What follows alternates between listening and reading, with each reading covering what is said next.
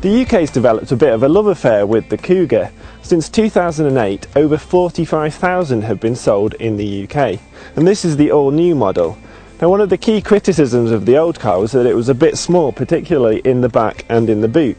This time around, Ford has made the back a little bit bigger, including the addition of reclining rear seats which give more space in the back.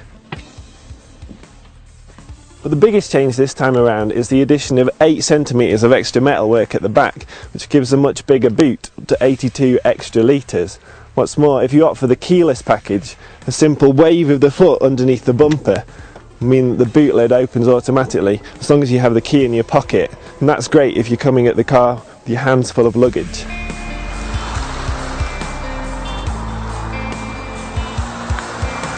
As well as tech like the new tailgate and Ford Sync system, the Cougar also has a new look inside and out. Outside it looks broadly similar to the old car, albeit a bit longer thanks to the extra metalwork at the back for the bigger boot. Inside it's very similar to the new Focus and C-Max because this car uses the same C-segment platform. And I quite like the design, it's quite nice and modern. However, there are some weird plastic textures, particularly near the windscreen where the plastic's all scratchy. However, down here there's some much higher quality gloss black finish, which feels a little bit more like an iPhone.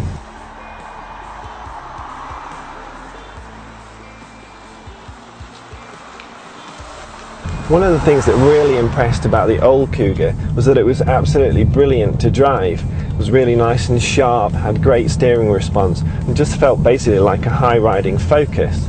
This time around, Ford softened the Cougar off quite a bit, and the ride is okay, but it does mean that the driving dynamics that the old car was legendary for haven't quite materialised on this new one.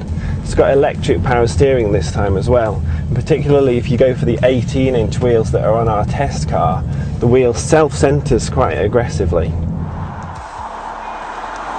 As you'd expect, there's a choice of petrol and diesel engines. This time around the petrol engine is the 1.6 EcoBoost, and that's allowed Ford to drop the price of the Cougar by £1,000 over the model that it actually replaces.